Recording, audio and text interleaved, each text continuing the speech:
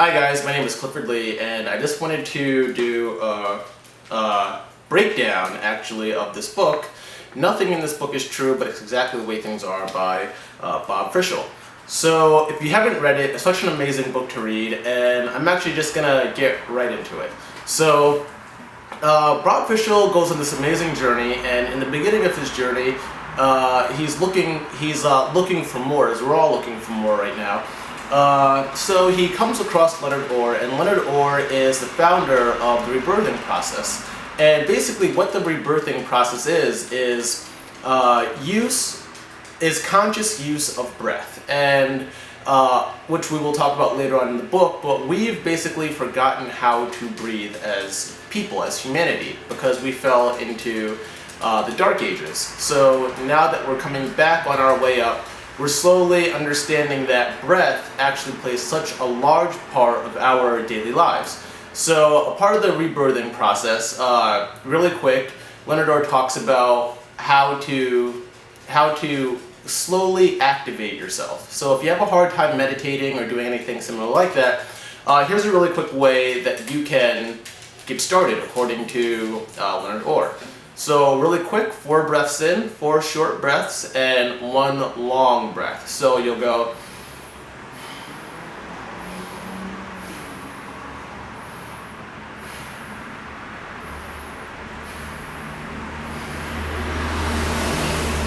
And the idea is that you're taking in breath and you're letting it out, and you're inhaling and you're exhaling, and everything is going right into the next breath, so there is no time for you to hold your breath or to stop breathing. And the one major exhale at the end, number 5, is basically letting all of it go.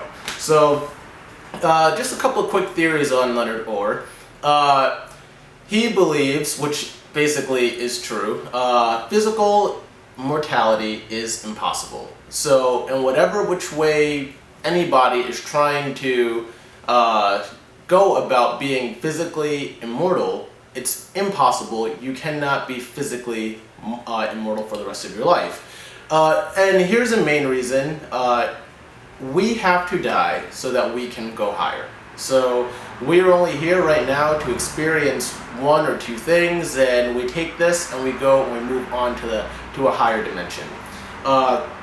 So along with that, I'm not saying that you cannot live extremely long period of time, because it is possible. There are a lot of yogis out there that are, not a lot, but a handful of yogis out there that have lived to be about 300 years old, give or take. So one of Leonard Orr's teachings or sayings is that man has a conscious urge to die. So the man-conscious death urge basically says that, I'll put it to you like this. When I was 5, I had a goldfish, and my goldfish died. And I was so upset, and I started crying, and my mom was like, it's okay, that's just a natural part of life, everything dies. We've all heard this story. And then I was like, wait a minute, I die, you die, we all die? And my mom was just like, yes, we all die, it's a part of life. And with that understanding, I took into the fact that I eventually would die. And so knowing that I will eventually die brings death a step closer to me. However, if you go out into the world not fearing death and basically living your life and consciously breathing, you can live a lot longer. It does take quite a bit of time, and you would have to be away from the masses, so to speak. So here are a couple of ways that we can all improve our lives. And if you would like to be rebirthed, you should look more into it. Leonard Orr does give conventions, and there are rebirthing teachers. Bob Frissell is actually a rebirthing coach. So if you would like to go further into it, feel free, look up Bob Frissell or Leonard Orr or the rebirthing process. So basically, the number one thing that Leonard Orr realized is that when you are, we have to give up certain things and do certain things in order to keep this vessel intact. He did a lot of research, and he realized that almost all of the yogis are practicing certain things. that none of them eat meat, and I equate it like this. I actually was vegan for the past 6 months, and just last week I started eating meat again, and I do feel different eating meat, and I don't really know if I'm going to continue eating meat. However, he realized that a majority of them, or basically all of them, are vegetarian. And I kind of summarize it like this. When a star dies, it gives off everything that it has. It's like a mother giving their child everything that you could possibly have before she goes, and her money, her house, everything. Basically, the star gives us all of this light, and through this massive explosion, life forms on other planets and in other solar systems. So ultimately, all of our energy that we get comes from the stars, and all the energy that we need basically comes from the stars.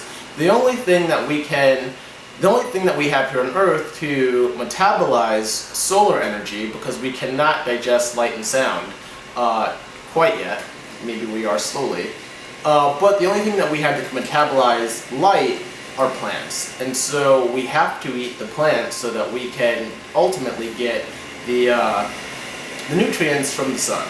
So that being said, the darker the fruit, the more colors you have in there, the better everything is for you. So next, we have to exercise daily, and exercise is the most important part of all of this, because guess what? We're physical, and what's the point of being physical if we're not gonna exercise and be physical with our bodies? So enjoy time out hiking, enjoy time going for long walks on the beach if that's what you like. So just whatever it is, be physical. Everybody should be physical. There's nothing, there's no way that I could explain how your body feels after a really good sweat. You just feel so clean. So bathe twice a day. That's the next part of it. After that funk is on your body, you gotta now bathe.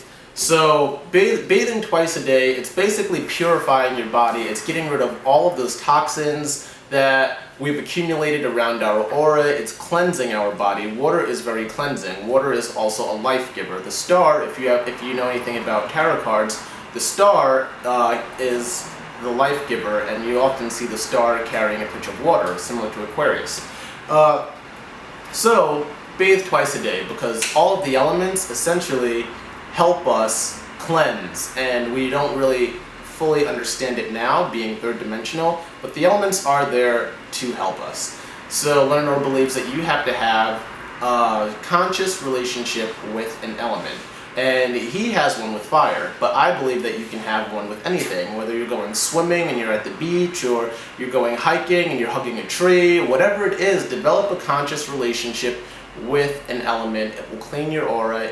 You can burn a candle at night, whatever you'd like to do to develop your own personal relationship with Source and with one of the elements. That's completely up to you. However, make a conscious effort to develop a relationship with one of the elements.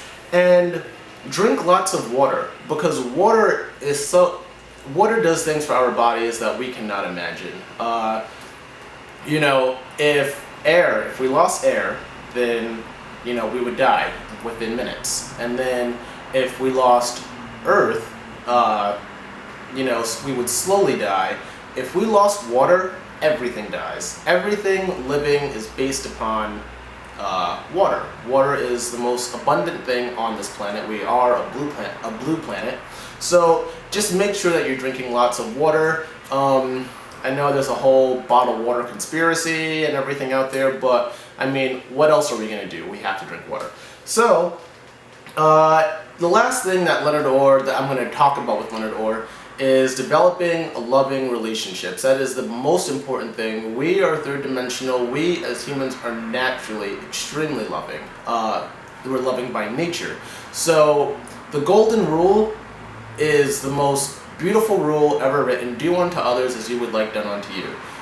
I cannot stress that enough. If you see a homeless person in the street, you don't have to give them $1, but you could buy them a 7-Eleven sandwich. It costs $3, and at the end of the day, you're probably not going to miss that $3. If you're a smoker, just don't buy a pack of cigarettes, as hard as that may be, and buy somebody lunch or dinner.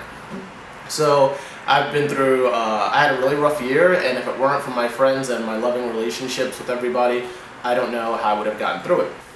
So that's pretty much it having to do with Leonard Orr, and like I said, if you feel so inclined and you want to learn more, please, the 4 breaths and the 1 long inhale and exhale, that will only get you halfway. You would have to go and see a rebirthing coach, and you can look up Bob Frissell, or you could also look up Leonard Orr, or any one of the rebirthers that have gone through the rebirthing process would be great.